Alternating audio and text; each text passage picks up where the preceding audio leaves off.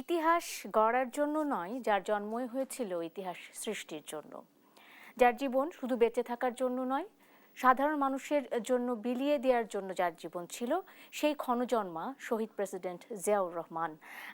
তার আজ শুভ জন্মদিন। তাকে জন্মদিনের স্মরণ করতেই আমরা আজকে এই আলোচনার বিষয় রেখেছি শহীদ জিয়া আধুনিক বাংলাদেশের উপকার। এবং এ বিষয়টি নিয়ে কথা বলতে আমাদের সাথে আজকে স্টুডিওতে যুক্ত হয়েছেন কামাল উদ্দিন সবুজ, সম্পাদক, দেশ রূপান্তর, এবং যুক্ত হয়েছেন ডক্টর সিদ্দিকুর রহমান খান, অধ্যাপক ও ডিন, ঢাকা বিশ্ববিদ্যালয়। সবাইকে স্বাগত জানাচ্ছি আমাদের আর কাবিল নিবেদিত দেশ সন্ধ্যায় এবং আজকের আলোচনায়। আজকের আলোচনার বিষয় যেমনটি রেখেছি শহীদ জিয়া আধুনিক বাংলাদেশের উপকার, এবং আলোচনাটা আসলে তাঁর এই জন্মদিনকে কেন্দ্র করেই শুরু করতে চাই এবং সেই প্রেক্ষাপটে, সে বাস্তবতায় বাংলাদেশের বর্তমান রাজনৈতিক অবস্থা, এবং পরবর্তীতে আমরা যদি আরও একটু গভীরে যাই, সেটি হলো যে 2026-এর নির্বাচনকে কেন্দ্র করে বাংলাদেশের রাজনীতির অবস্থা। এই বিষয়গুলো নিয়ে আজকে কথা বলবো।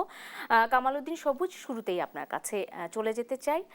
যেমনটা বলছিলাম যে ক্ষণজন্মা এক শহীদ প্রেসিডেন্ট জিয়াউর রহমান খুব অল্প সময়ের জন্য ছিলেন, কিন্তু আমরা দেখেছি যে তার যে বাংলাদেশের রাজনীতি কিংবা বাংলাদেশের গণতন্ত্রের চর্চার জন্য যে তার যে সংগ্রাম এবং তার যে অবদান, এটি আসলে কখনোই ভোলার মতো নয়, কখনোই মানে একেবারে অনস্বীকার্য বাংলাদেশের রাজনীতিতে, গণতন্ত্রের চর্চার ক্ষেত্রে যদি আমরা বলতে পারি।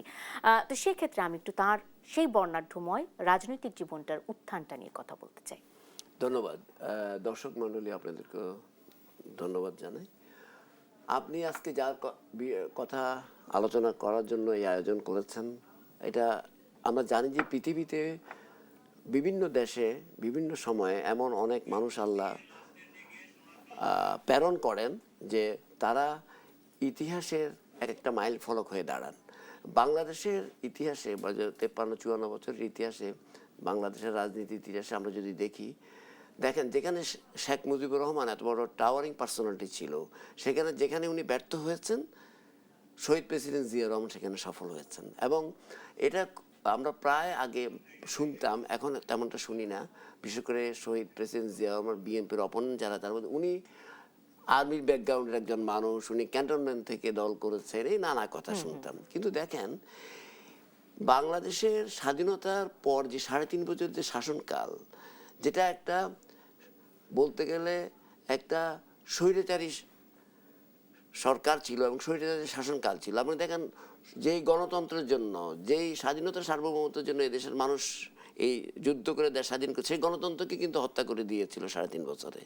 সেই মুক্ত গণমাধ্যমকে হত্যা করে দিয়ে 4টি সংবাদপত্রকে সব বন্ধ করে দেওয়া হয়েছিল।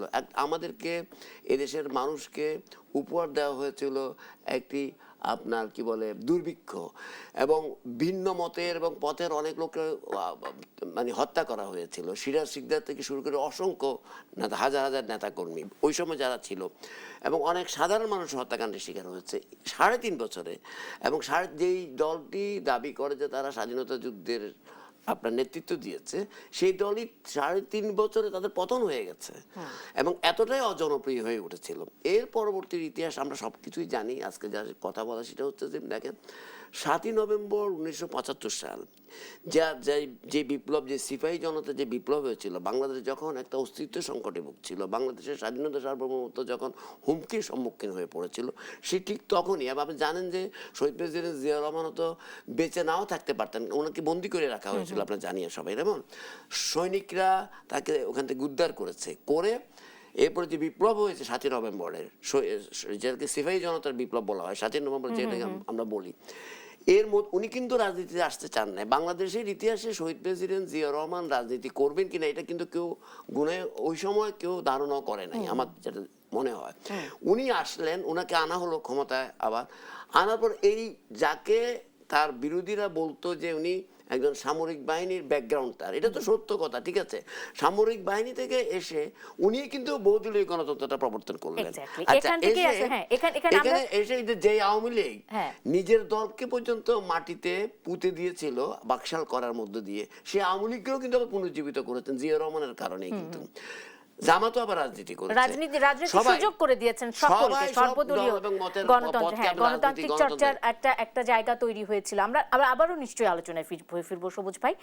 তবে আমি একটু ডক্টর সিদ্দিকুর রহমান খানের কাছে চলে যেতে চাই। এই আলোচনাটাকেই আমি আসলে জানতে চাই ইতিহাস, কারণ গত বছরে, গত কয়েকটা টার্মে দেখা গেছে যে শহীদ প্রেসিডেন্ট জিয়াউর রহমানকে আসলে ইতিহাস থেকে একেবারে মুছে ফেলার একটা মানে অকৃত্রিম প্রয়াস আমরা দেখেছি, অপচেষ্টা চলেছে, এবং সেটির বিরুদ্ধে কথা বলার মতো আমাদের আসলে সিচুয়েশন ছিল না, সেটা সকলেই জানে। কিন্তু শহীদ প্রেসিডেন্ট জিয়াউর রহমানের মুক্তিযুদ্ধ পরবর্তী সময়ে এবং মুক্তিযুদ্ধ চলাকালীন অবস্থায় এবং তার যে অবদান বাংলাদেশের বহুদলীয় গণতান্ত্রিক চর্চার ক্ষেত্রে, সেক্ষেত্রে আসলে শহীদ প্রেসিডেন্ট জিয়াউর রহমানকে কিভাবে মূল্যায়ন করবেন? ডক্টর সিদ্দিকুর রহমান খান, আপনার কাছে যদি একটু প্রশ্নটা করতে চাই। ধন্যবাদ আপনাকে। কামাল ভাই আছেন এবং দর্শক যারা দেখছেন সবাইকে শুভেচ্ছা এবং শুভ সন্ধ্যা। আজ শহীদ প্রেসিডেন্ট জিয়াউর রহমানের 90তম জন্মবার্ষিকী। আমি প্রথমেই তাকে বিনম্র শ্রদ্ধার সাথে স্মরণ করছি এবং একই সাথে তার বিদেহী আত্মার মাগফিরাত কামনা করছি। আমরা এই শহীদ প্রেসিডেন্ট জিয়াউর রহমানকে নিয়ে আজকে আলোচনা করছি। ফেসিবাদী ১.৫ দশকের আওয়ামী শাসনামলে জিয়াউর রহমান বাংলাদেশ থেকে এক ধরনের নির্বাসিত হয়েছিলেন এবং ইতিহাসের খল চরিত্র হিসাবে তাকে প্রতিষ্ঠা করার সব ধরনের অপচেষ্টা চালানো হয়েছিল। কিন্তু ইতিহাস বড় নির্মম, ইতিহাস তার নিজস্ব গতিতে চলে এবং জিয়াউর রহমান আজকের বাংলাদেশে তিনি স্বমহিমায় উদ্ভাসিত হয়েছেন। আমরা আজকে তাকে নিয়ে এখানে আলোচনা করছি। শহীদ রাষ্ট্রপতি জিয়াউর রহমান, আপনি শুরুতে বলেছিলেন বাংলাদেশের ইতিহাসে ক্ষণজন্মা একজন মানুষ, যারা সময়কে নিয়ন্ত্রণ করে নিজের অবস্থান তৈরি করেন, সময়ের স্রোতকে স্রোতের প্রবাহকে যারা পরিবর্তন করতে পারেন, শহীদ প্রেসিডেন্ট জিয়াউর রহমান ছিলেন এমনই একজন মানুষ। তিনি কর্মজীবন শুরু করেছিলেন পাকিস্তান আর্মির একজন সেনা কর্মকর্তা হিসাবে এবং পাকিস্তান আর্মিতে তিনি একজন পেশাদার সেনা কর্মকর্তা হিসাবে তার কৃতিত্বপূর্ণ যে অবদান, সেই অবদানের জন্য কিন্তু তিনি পাকিস্তান সরকারের সর্বোচ্চ সামরিক খেতাবে তিনি ভূষিত হয়েছিলেন। তিনি এই পূর্ব বাংলার মানুষকে ভালোবাসতেন এবং এই মানুষকে ভালোবাসার বহিঃপ্রকাশ ঘটিয়েছেন তিনি 1971 সালে। 1971 সালের 25 মার্চ যখন অপারেশন সার্চলাইট নামে বাংলাদেশের মানুষের উপর, নিরীহ মানুষের উপর যখন অত্যাচার চালানো হয়েছিল, নির্বিঘ্নে গণহত্যা চালানো হয়েছিল, সেই সময় 8ম বেঙ্গল রেজিমেন্টের চট্টগ্রামের 2য় কমান্ড হিসাবে তিনি কিন্তু উই রিভোল্ট বলে তিনি জীবনের ঝুঁকি নিয়ে সেখানে তিনি বিদ্রোহ করেছিলেন। পাকিস্তান বাহিনীর সাথে, সরকারের সাথে সম্পর্ক ছিন্ন তিনি করেছিলেন। তিনি কালুরঘাট থেকে বাংলাদেশের স্বাধীনতা ঘোষণা দিয়েছেন এমন সময় যখন বাংলাদেশের মানুষ তার পরবর্তী করণীয় কি হবে সেই নিয়ে দিকভ্রান্ত ছিল। সেই দিকভ্রান্ত মানুষকে সঠিক পথের দিশা দেখিয়ে মুক্তিযুদ্ধের জন্য আহ্বান জানিয়ে তিনি ইতিহাসের পাদপ্রদীপে নিজের স্থান ঠিক করে নিয়েছিলেন। এবং আপনি দেখুন যে জিয়াউর রহমানের উপরে মধ্যে কোনো রাজনৈতিক উচ্চাভিলাষ ছিল না। স্বাধীনতা উত্তর বাংলাদেশে তাকে বঞ্চিত করে জেনারেল শফিউল্লাহকে সেনা প্রদান করা হলো, তিনিও কিন্তু সেটা মেনে নিয়ে তিনি সেনাবাহিনীতে ফিরে গেছেন, ব্যারাকে তিনি তার দায়িত্ব পালন করেছেন। কিন্তু একটু আগে সবুজ ভাই বলেছেন যে 1975 সালে যখন রাজনৈতিক পট পরিবর্তন হলো, যুদ্ধ পরবর্তী সময়ে মানুষের আকাঙ্ক্ষার সাথে যখন যুদ্ধ পরবর্তী সময়ের মুজিব সরকার মানুষের আকাঙ্ক্ষা পূরণে ব্যর্থ হলো, তখন একটা দুঃখজনক হলেও আমরা বলবো যে দুঃখজনক একটা পরিণতির মধ্য দিয়ে যখন আওয়ামী সরকারের পতন হলো, শেখ মুজিব সপরিবারে নিহত হলেন, সেই বাস্তবতায় জাতির একটা চরম ক্রান্তিকালে জিয়াউর রহমানকে কিন্তু আবার বাংলাদেশের ইতিহাসের পাদপ্রদীপে নিয়ে এসেছে এদেশের মানুষ সিপাহী জনতার বিপ্লবের মধ্য দিয়ে। এবং এই যে তার উত্থান, সেই উত্থান একজন সেনানায়ক থেকে তার রাষ্ট্রনায়কে, তার জীবনের 3টা ধারাকে আমি দেখি। একটা হলো যে সেনানায়ক, আরেকজন হচ্ছেন রাষ্ট্রনায়ক, আরেকজন জননেতা। এই 3টা চরিত্রের মধ্যে, তার চরিত্রের মধ্যে হয়েছিল। তিনি একজন রাষ্ট্রনায়ক হলেন। একটু আগে আমরা আলোচনায় শুনেছি যে তিনি যখন রাষ্ট্র ক্ষমতার ভর কেন্দ্রে এসেছেন, প্রথমে তিনি ছিলেন ডেপুটি মার্শাল ল অ্যাডমিনিস্ট্রেটর, তারপরে তিনি চিফ মার্শাল ল অ্যাডমিনিস্ট্রেটর হলেন, তিনি প্রেসিডেন্ট হলেন। প্রেসিডেন্ট হয়ে সায়েমের পদত্যাগের পর যখন তিনি হলেন, জনগণের প্রতি তার আস্থা আছে, তার প্রতি জনগণের আস্থা আছে কিনা সেটার জন্য তিনি 1977 ডক্টর সিদ্দিকুর রহমান, অবশ্যই আমরা আবার ফিরে আসবো এই আলোচনায়। ছোট্ট একটা বিরতির সময় হচ্ছে। আর কাবিল নিবেদিত দেশ সন্ধ্যায় দর্শক থাকুন, ফিরছি এক্ষুনি।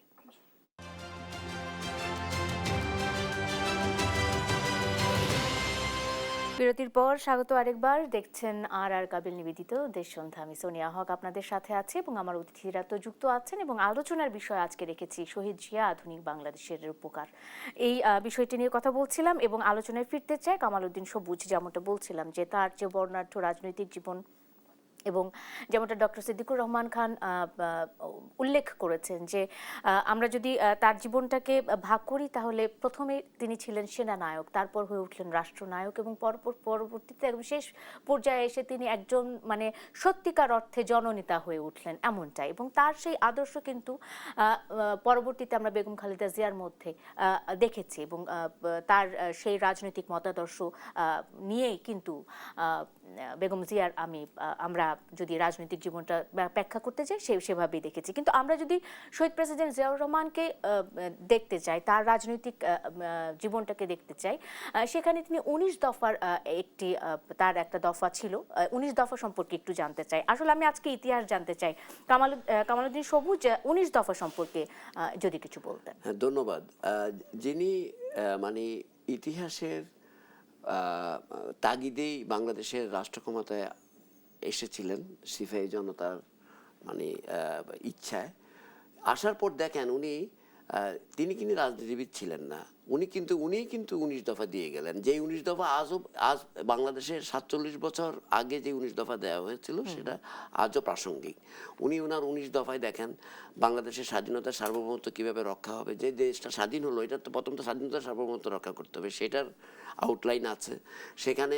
বাংলাদেশের জনগণের যেই মৌলিক যে বিষয়গুলো যেমন মনে করেন অন্ন, বস্ত্র, বাসস্থান, শিক্ষা, স্বাস্থ্য, সেগুলোর ব্যাপারে আউটলাইন আছে।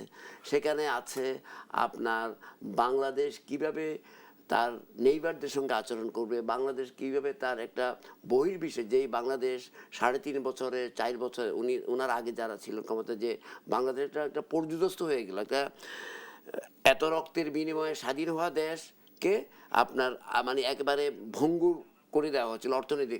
এবং তার 19 দফাতে অর্থনীতির যে সোপান তৈরি করা হয়েছিল।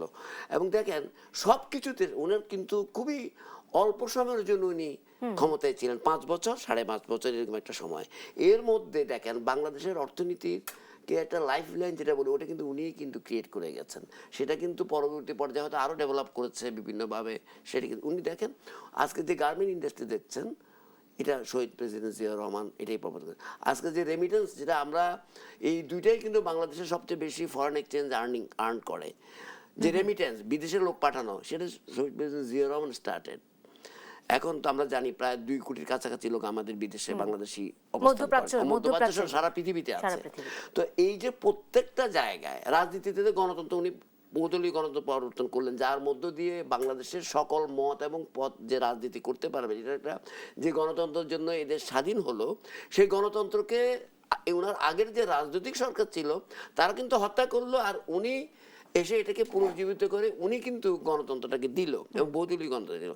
এই বহুদলীয় গণতন্ত্র দেওয়ার পরে বিচার ব্যবস্থা আমরা স্বাধীন পেলাম, আমরা মুক্ত গণমাধ্যম পেলাম। আপনি জানেন যে ওই 3.5 বছরের স্বাধীনতার পর সবগুলি পত্রপত্রিকাকে বন্ধ করে দিয়ে মাত্র 4টি সংবাদপত্র রাখা হয়েছিল। সেটা থেকে মুক্তি পেল, গণমাধ্যম স্বাধীন হলো, বিচার ব্যবস্থা স্বাধীন হলো, অর্থনীতি পুনরুজ্জীবিত হলো, আপনার বাংলাদেশের নিজস্ব কৃষ্টি কালচার সংস্কৃতি নিয়ে একটা নিজস্ব ধারার যে একটা সংস্কৃতি সেটাকে উনি মানে এনকারেজ মানে হাত দিলেন, অর্থনীতির বিভিন্ন ক্ষেত্রে হাত দিলেন। এবং শুধু তাই না, আপনি দেখেন উনি অত অল্প সময়ে উনি একজন বিশ্ব নেতা পর্যায়ের মানে উনি আসীন হয়েছেন। দেখেন ইরাক যুদ্ধে উনি একটা গুরুত্বপূর্ণ ভূমিকা পালন করেছিলেন, আপনারা জানেন মনে সেটা।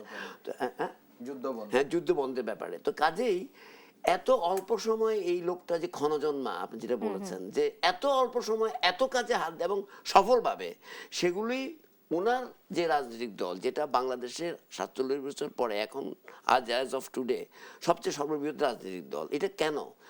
এর মধ্যে জেনারেশন চেঞ্জ হয়েছে, এর মধ্যে আপনার মানুষের আশা আকাঙ্ক্ষার পরিবর্তন হয়েছে। এই যে 19 দফা বললেন না, এর মধ্যে আউটলাইনগুলি আছে। পরবর্তীতে 19 দফাকে আরো একটু ভাষণটা এরা চেঞ্জ করে 31 দফা করেছে ওনার দলই, তারেক রহমান সাহেব এবং জিয়া শহীদ আপনার খালেদা জিয়া বেগম। এই যে ওটা কিন্তু ওটার মধ্যেও কিন্তু 19 দফার ব্যাপারগুলি আছে কিন্তু। তো আমি যেটা বলছি যে উনি যে রাজনীতিটা দিলেন, উনি একটা দর্শন দিয়ে গেলেন। বাংলাদেশের মানুষ একসময় আগে যে বাঙালি জাতীয়তাবাদ, উনি দেখলেন যে না, বাংলার জাতীয়বাদের ভাষাভিত্তিক জাতীয়তাবাদ, তো জাতীয়তাবাদটা হতো বাংলাদেশি জাতীয়তাবাদের যে দর্শন দিলেন, যেটার মধ্যে ভাষা থাকবে, ধর্ম থাকবে, সমতল ভূমি, সমল এবং পাহাড়ি, বিভিন্ন ধর্ম, বর্ণ, গোত্র, সবাই এক, বিভিন্ন পাপড়ি একটা ফুল, এটা থাকবে, সেটাই বাংলাদেশি জাতীয়তাবাদ। সেটা কিন্তু আজও কিন্তু দেখেন আপনি, সেটা কিন্তু বাংলাদেশের স্বাধীনতা সার্বভৌমত্বেরও একটা কিন্তু প্রোটেকশন কিন্তু। তো কাজে এই লোকটা মানে কি পরিমাণ দূরদর্শী, এবং উনি দেখেন উনি যাদেরকে দিয়ে সরকার চালিয়েছেন, ওনার সিলেকশনগুলি দেখেন, এদের অনেকে পৃথিবীতে এখন বেঁচে নাই, ওইদের অনেকে বিএনপি করতেন না। উনি যে ওনার যে টিম সাজিয়েছেন, মানে বিশেষ করে ওনার যে ক্যাবিনেট ছিল, অসাধারণ ক্যাবিনেট। এবং বাংলাদেশের ইতিহাসে 79-এর যে পার্লামেন্ট, ওনার যে পার্লামেন্টে উনি দিয়ে গেছেন, দ্য বেস্ট পার্লামেন্ট এখন পর্যন্ত। এরপরে কিন্তু অনেকগুলি নির্বাচন হয়েছে। তো best parliament in many ways, because the parliamentarians, the মানে ডেমোক্রেসির যে প্র্যাকটিস, যে একটা গণতান্ত্রিক ইয়েতে একটা মানে পার্লামেন্টারি ডেমোক্রেসিতে যে পার্লামেন্টের যে একটা কেন্দ্রবিন্দু, ফোকাল পয়েন্ট, সেটাকে উনি, এই চর্চাকে উনি কিন্তু লালন করেছেন। তো কাজেই মিলিটারি ব্যাকগ্রাউন্ডের একটা মানুষ কিভাবে একজন পরিণত রাজনীতিবিদ হয়ে উঠলেন, কিভাবে একজন সফল রাষ্ট্রনায়ক হয়ে উঠলেন, কিভাবে পরে জননেতাতে পরিণত হলেন 5 বছরে। তো কাজে আসলে যদিও এটা রাজনৈতিক দল, কিন্তু আসলে উনার ইয়েটা অনেক আগে থেকে শুরু হয়েছে। আসলে কাজটা শুরু হয়েছে 71 থেকে যদি ধরি, কারণ তিনি স্বাধীনতার ঘোষণা দিয়েছেন এবং মানুষকে দিশাহারা মানুষকে দিশা দিয়েছেন। তো কাজেই তার যখনই বাংলাদেশ আপনার বিপদে পড়েছে, বাংলাদেশ যখন দিগ্ভ্রান্ত হয়েছে, তখনই কিন্তু শহীদ প্রেসিডেন্ট জিয়া রহমানের আবির্ভাব ঘটেছে। উনি সব জায়গায় সফল হয়েছে। এক্স্যাক্টলি। আমি আবারও ফিরবো কামালউদ্দিন সবুজ। আমি একটু ডক্টর সিদ্দিকুর রহমান খান আপনার কাছে চলে যেতে চাই। 1936-এর 19শে জানুয়ারি, যতখানি মনে করতে পারি ইতিহাস থেকে, তার জন্ম, এবং ক্ষণজন্ম হলেও, অল্প সময় হলেও অনেক বর্ণাঢ্য একটা রাজনৈতিক জীবন তিনি মানে দিয়ে গেছেন, এবং তার যে আত্মত্যাগ, তার যে অবদান, সেটা আমরা পরবর্তীতে শুনেছি, কিছু সময়ের জন্য শুনেছি, তারপরে কিন্তু বহুকাল বন্ধ ছিল। আমরা বেগম খালেদা জিয়ার একটা ভিডিও ক্লিপ প্রায় চোখে আটকে যায়। সেটা হলো যে শহীদ প্রেসিডেন্ট জিয়াউর রহমানের মৃত্যুর পরে, তার নিহত হওয়ার ঘটনার পরে দেখা গেল যে তার আসলে সঞ্চয় বলতে কিছু নেই, এবং তার যে বেতনটা আসতো 2000 টাকার মধ্যে, তাকে পরিবারকে সংসার চালাতে হতো, এটা বেগম জিয়া বলছেন।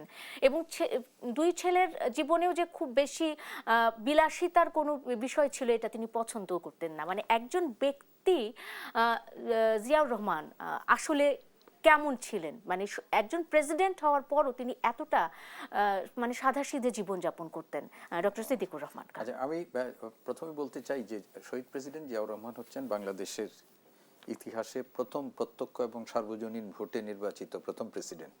1978 সালে তিনি মানে প্রেসিডেন্ট হিসাবে সার্বজনীন ভোটে প্রথম প্রত্যক্ষভাবে নির্বাচিত তিনি হন। এর আগে 77 সালে তার একটা গণভোটের মাধ্যমে তিনি তার পক্ষে জনগণের মতামত তিনি নিয়েছিলেন।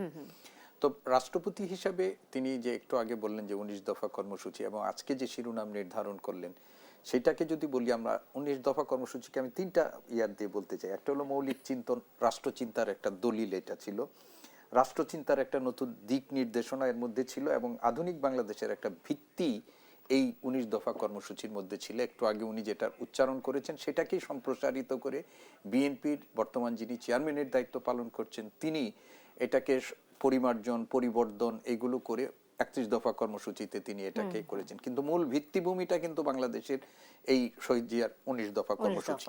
ব্যক্তি জিয়াউর রহমান বাংলাদেশের ইতিহাসে এক অনন্য উচ্চতায় তিনি আছেন। তিনি সেনাপ্রধান ছিলেন বাংলাদেশের, তিনি বাংলাদেশের রাষ্ট্রপতি ছিলেন, কিন্তু অত্যন্ত অনাড়ম্বর ব্যক্তি জীবন যাপন তিনি করতেন, এবং তার পরিবারকেও তিনি সেটি করতেন।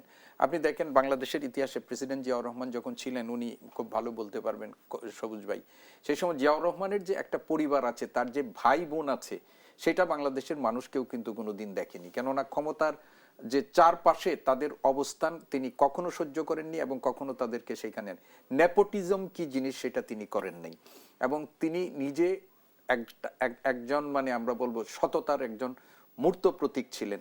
তিনি এই রাষ্ট্র ক্ষমতায় 5.5 বছর এবং তার জীবনের ব্যাপ্তি হলো মাত্র 45 বছর। আপনি আজকের যদি একটা হিসাব করে দেখেন যে 45 বছরের জীবনে একজন মানুষের পক্ষে যা করা দরকার তিনি তার সবটুকু শুধু করেছেন না, তার চেয়ে অনেক বেশি তিনি করে গেছেন।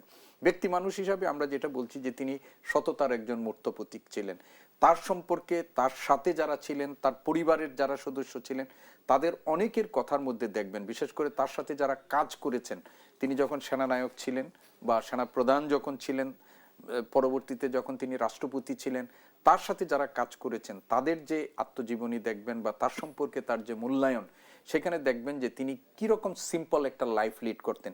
সেনাপ্রধানের বাসায় অনেকে গিয়েছেন বা রাষ্ট্রপতির বাসায় অনেকে গিয়েছেন, সেইখানে যে তারা অনেক সময় খাওয়ার টেবিলে গিয়ে কিন্তু খুব হতাশ হয়েছেন, এইরকম কথা আমরা বলেছি। সিদ্দিকুর রহমান, আমি নিশ্চয়ই আলোচনা আবারও ফিরবো, তবে তার আগে একটু দর্শকদের জানিয়ে যেতে চাই একটু আসন্ন গণভোট 2026 উপলক্ষে ভাষণ দিয়েছেন প্রধান উপদেষ্টা প্রফেসর ডক্টর মোহাম্মদ ইউনূস।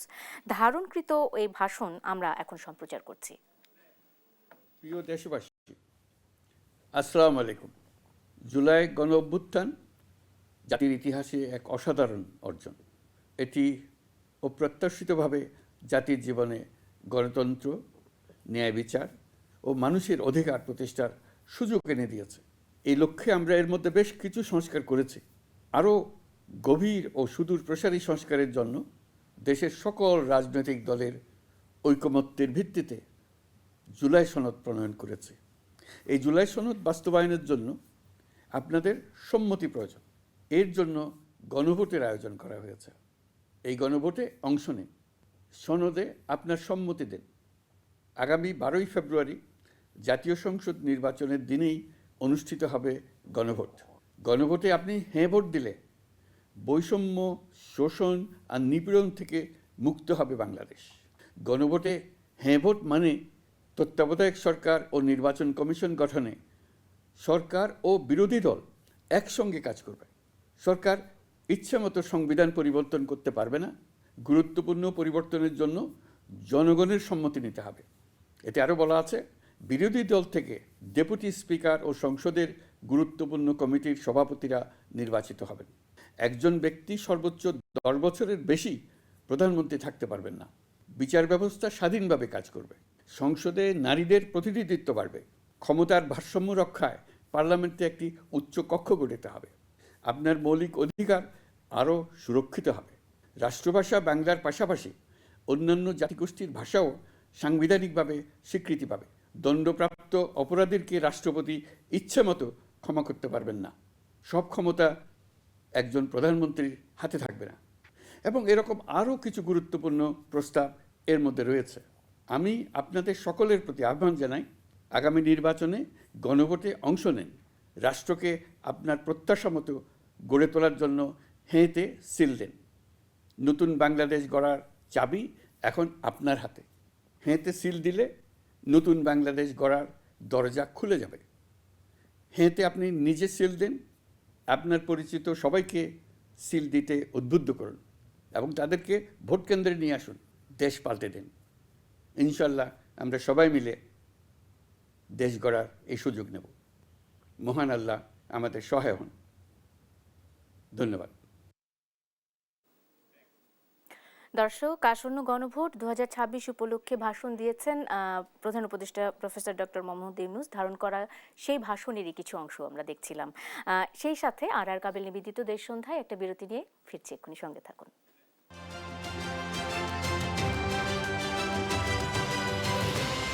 বিরতির পর স্বাগত আরেকবার। দেখছেন আর কাবিল নিবেদিত দেশ সন্ধ্যা। সোনিয়া হক আপনাদের সাথে আছি। শহীদ জিয়া, আধুনিক বাংলাদেশের উপকার, এই বিষয়টি নিয়ে কথা বলছিলাম আমরা এবং কামাল উদ্দিন সবুজ আলোচনায় ফিরতে চাই। এই অংশের সময় একেবারেই কম। আপনি কূটনীতির কথা বলছিলেন, শহীদ প্রেসিডেন্ট জিয়াউর রহমানের যে দূরদৃষ্টি সম্পর্কে বলছিলেন। বাংলাদেশের কূটনীতিতে তার প্রভাব পড়েছে এবং তিনি সেটি বাস্তবায়ন করার চেষ্টা করেছেন।